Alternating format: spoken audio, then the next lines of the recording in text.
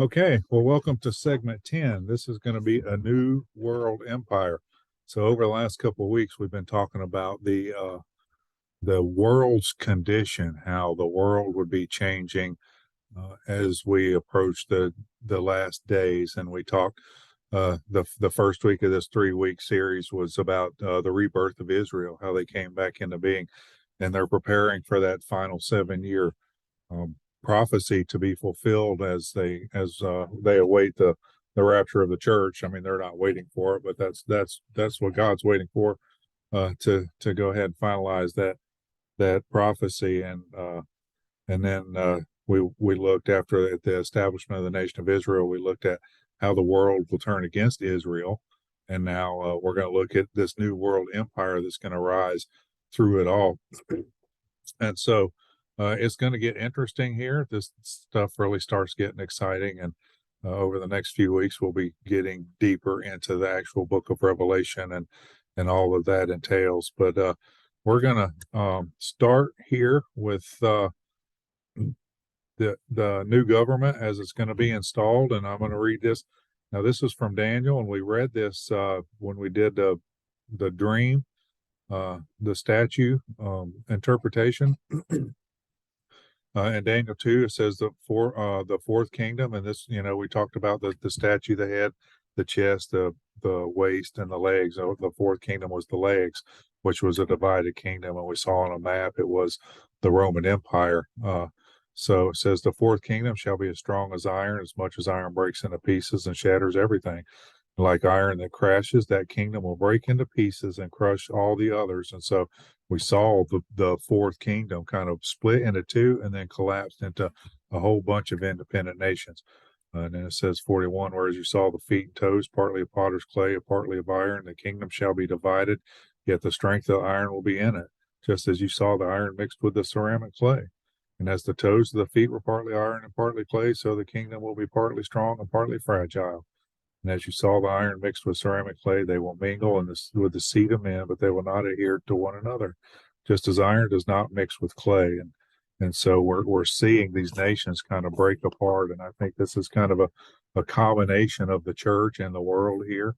Uh, all of them are kind of included in this, but they don't mix together. It says, in the days of these kings, the God of heaven will set up a kingdom that shall never be destroyed. And it's saying here that the 10 toes, and we talked about this, and we'll get to this more coming up, but the 10 toes of the feet are going to be 10 kings from that European nation.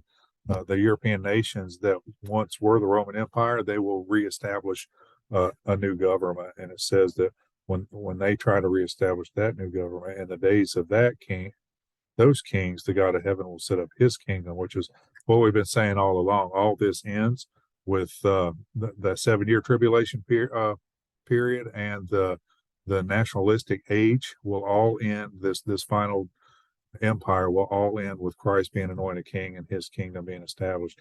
And so that kingdom will be left to not be left to other people. It will break in pieces and consume these kingdoms, and it will stand forever. And so that's Jesus' kingdom as God establishes it.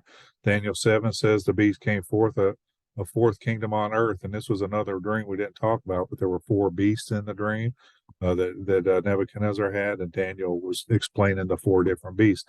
And this was a fourth beast, and it will be different than the other kingdoms. So they represented the kingdoms. It shall devour the whole earth, trample it, and break it into pieces. And the 10 horns are 10 kings. And so here there was a beast with 10 horns that represented the 10 kings of the final empire, and they will rise from this kingdom. And so as the Roman Empire collapsed, these 10 kings are going to rise up out of it. That's what it's saying here at the end. And another shall rise after them, and he will be different from the first ones. He will subdue three kings, and he will speak pompous words against the Most High, shall persecute the saints of the Most High, and intend to change times and laws, and the saints will be given into his hands. So this is going to be the Antichrist, the time for times and time and a half. And this is a half of the tribulation period. There's going to be half of it that will be relatively peaceful, and then the other half is this ruler will come about and kind of force his will, force everybody to worship him. The court shall be seated, and they will take away his dominion and consume and destroy it forever. And the kingdom and dominion and greatness of the kingdoms under the whole heaven shall be given to the people, the saints of the Most High. His kingdom is the everlasting kingdom. All dominions will serve and obey him. And so this is, again, God's kingdom coming in and defeating the Antichrist in his kingdom. Revelations 13 says it would grant him to make war with the saints and to overcome them, and authority given him to over every tribe, tongue, and nation. So this ruler and this is going to have some power and authority, but it just won't last. He said to me, the waters which you saw where the harlot sits are people, multitude, nations, and tongues. And the 10 horns which you saw on the beast, these will I hate, and the harlot, make her desolate and naked, and eat her flesh, and burn her with fire. But God has put it into our hearts to fulfill his purpose, to be one mind, give their kingdom to the beast until the words of the Lord are fulfilled. And the woman who you saw is the great city which reigns over the kings of the earth. So this is kind of a re-emerging of the Babylonian Empire, where all this stuff is going to take place. And in regard to this new kingdom that's going to rise up out of the old Roman Empire, I got this note about the European Union.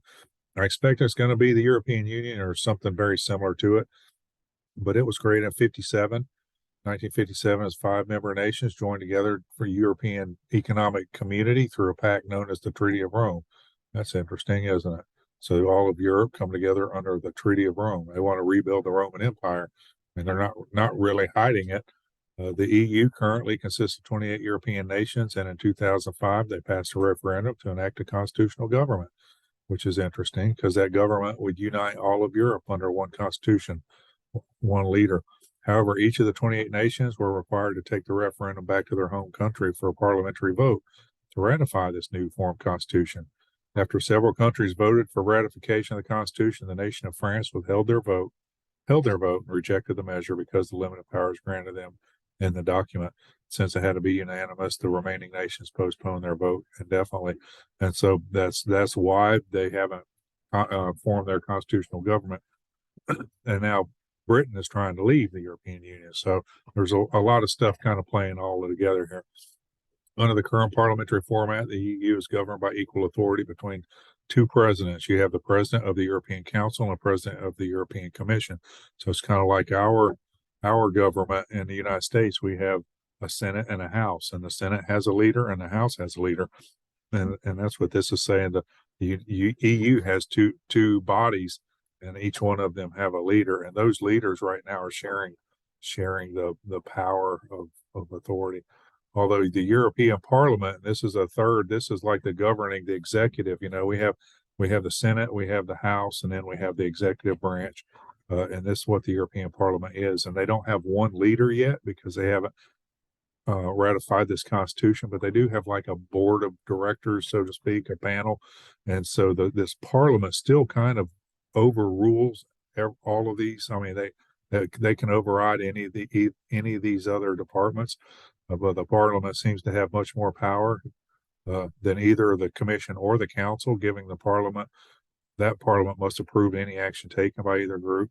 The European Parliament is the only group that has authority to fill the roles of both of the other groups. If the Constitution is ratified, the nations of Europe will be governed by Parliament authority. The EU currently has the largest governmental budget in the world. They control the World Bank. They control the courts of justice. They represent 22 or 28 members of NATO.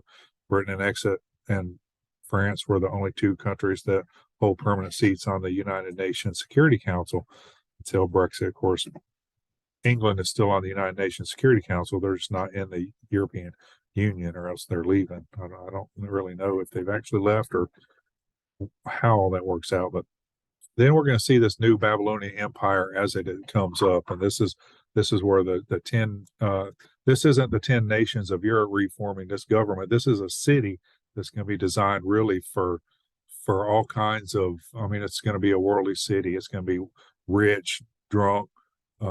It's just going to be people living lavishly in their own fornication and lust, basically. And so you're going to have these. Even in the tribulation, you're going to have these dividing sections: the Babylonian Empire area, and you're going to have the European government.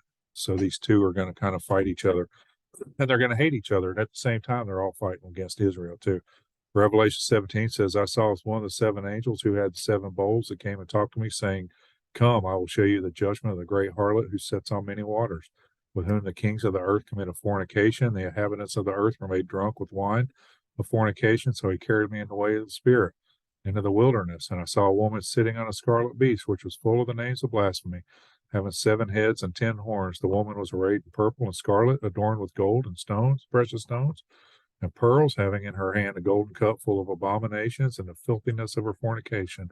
And on her forehead was written, Mystery Babylon the Great, the mother of harlots and abomination of the earth. So this is going to be the re-emergence of the Babylonian, of the nation, the Babylon. So not the Babylonian Empire, but Babylon. And it says, I saw the woman drunk with the blood of the saints and the blood of the martyrs of Jesus.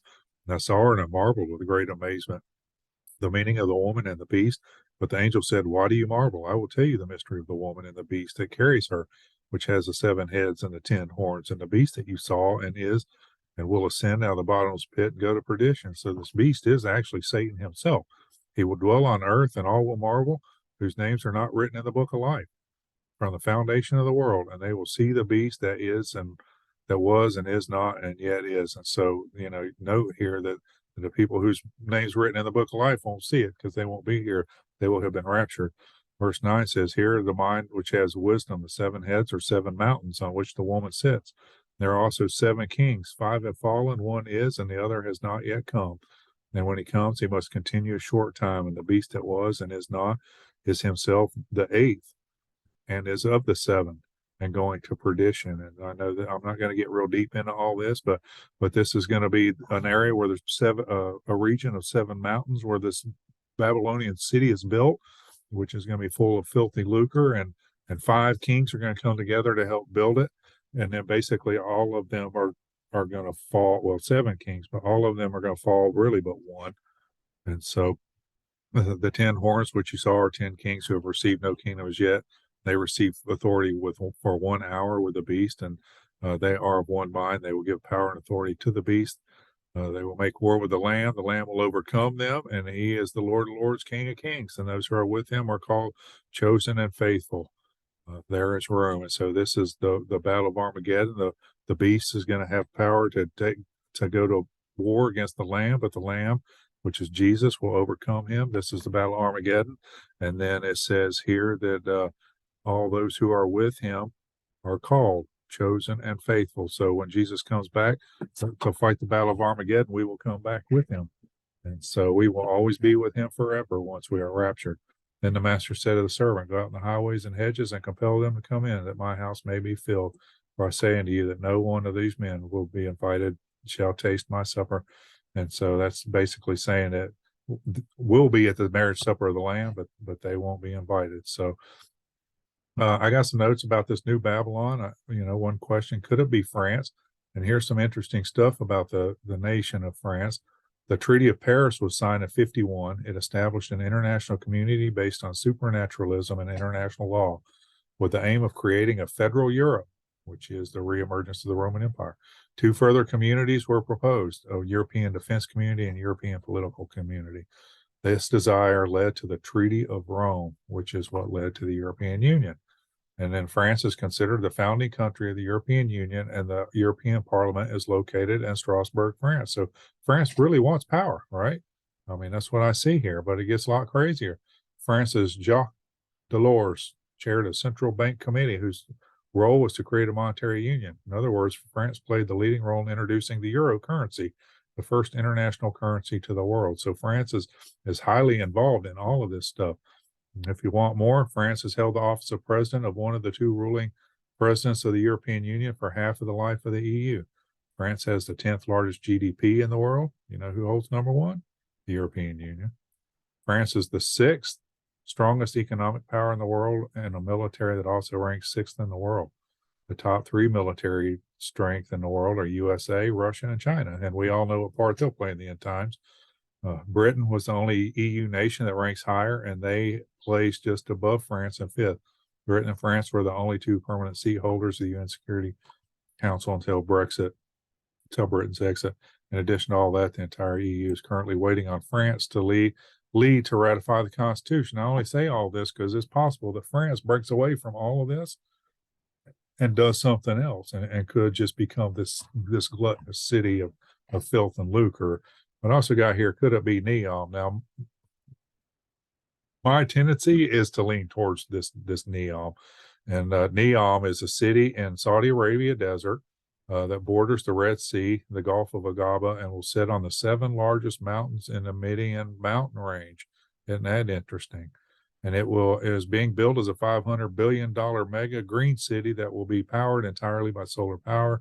The services will be performed by robots, trash pickup, security, food delivery, etc. It is planned to incorporate smart city technology and intended to become the business city of the world. So it's going to be a lot of money, a lot of probably partying and drinking. They've already signed their own sports leagues to play there. It will be a 10,000 square miles.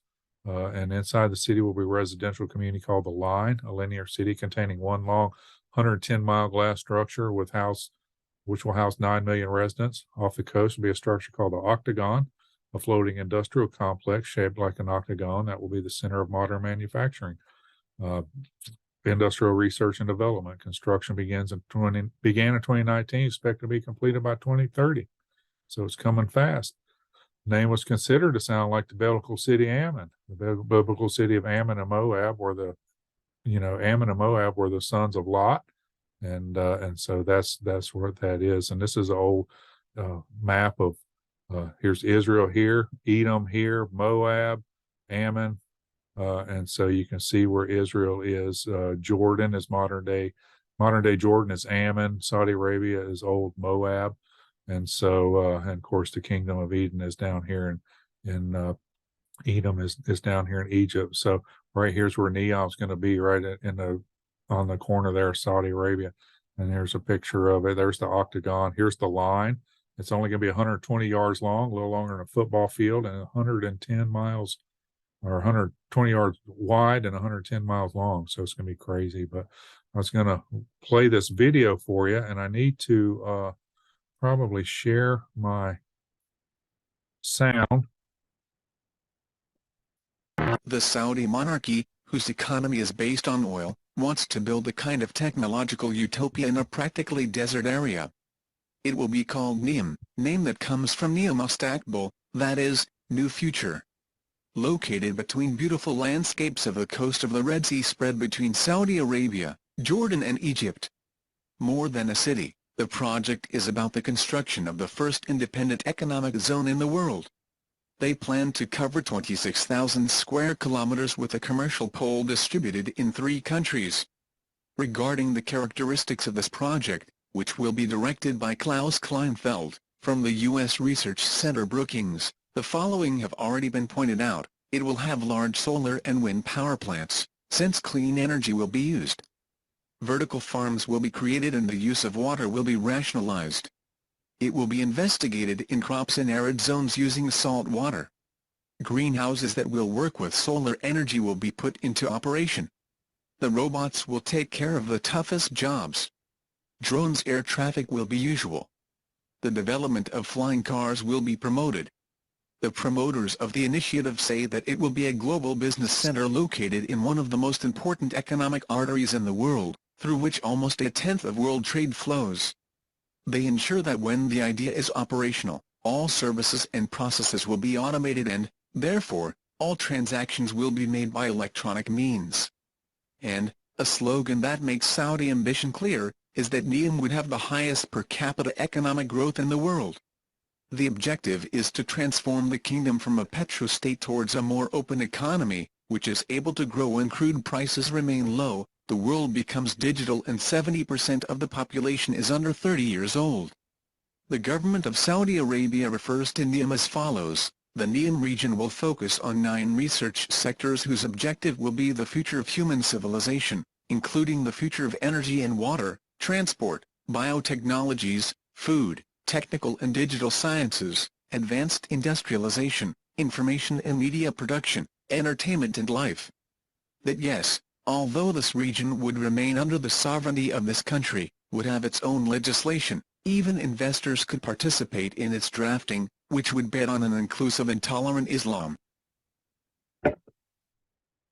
All right, so that's that. I also want to show you a couple of these other pictures here because show you they're really not hiding it. So this is a painting of the Tower of Babel on the left here, and on the right, this is the United Nations building, or not the European Union's headquarters in Strasbourg, France. So I mean, they really are trying to look exactly like uh, this old Babylon empire. So let's see here. This is the woman on the beast. This is the Greek goddess Europa, and of course the euro coin has her on it. The 5 Deutschmark in German has her on it. This was from the London Olympics opening ceremony. This singer wrote in on this thing here. I mean, just vulgar, disgusting. Here's a European Union stamp with the woman on the beast. These two statues are outside the European Parliament building in Strasbourg, France. And so, I mean, it just goes on and on and on. I mean, they're just not hiding it at all. And so here's another um, picture. This is the European Union flag. This is the World Bank logo. This is an old picture of the Tower of Babel painting with the stars over it.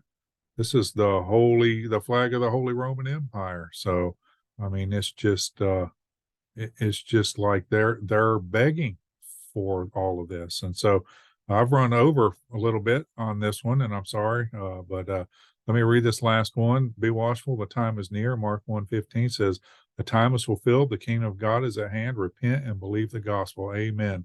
I pray that you will. Revelations 13 says, I stood at the sand of the sea and saw the beast rising up out of the sea, having 7 heads and 10 horns, and on his horns 10 crowns, and on his head a blasphemous name. Now the beast which I saw was like a leopard, his feet were like the feet of a bear, his mouth like the mouth of a lion. The dragon gave him his power, his throne, his great authority, and I saw one of his heads as it was mortally wounded, and his deadly wound was healed, and all the world marveled and followed the beast.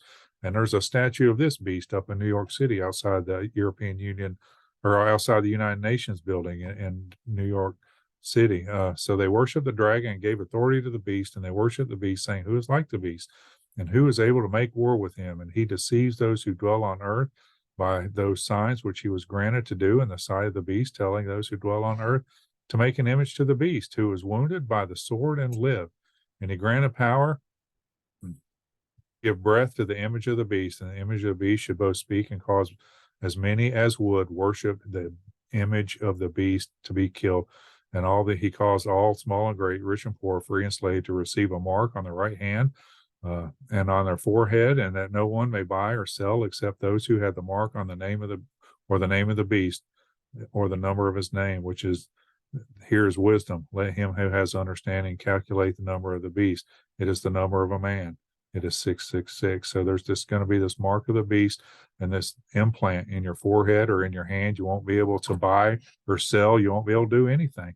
That's the way he's going to force you to worship him through that mark. And anybody that receives that mark is doomed for all eternity. So don't ever receive it. Revelation 19:9 says, then the angel said to me, write this, blessed are those who are invited to the marriage supper of the Lamb. And then he added, these are the true words of God. And this is because the church will be raptured during the 7 years of this tribulation on earth. We will be at the marriage supper of the Lamb in heaven. And so it will be a blessed time. We will not be a part of any of this stuff. And so we will look into that more as we get into the next couple of weeks.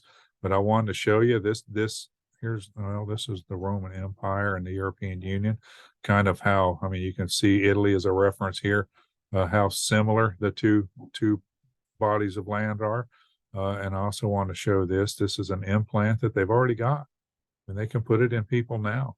It's just not being used for what it's going to be used for during the end time, but the technology is there. And so I went way over, and I promise I won't do that again. But this was just such an exciting episode, and there's so much going on, and I wish I could go a lot deeper. But start watching the news, start seeing what's going on over in Europe, especially, but the Middle East too. It's all connected. So I hope you enjoyed it. We'll look forward to seeing you next time. All right. God bless you.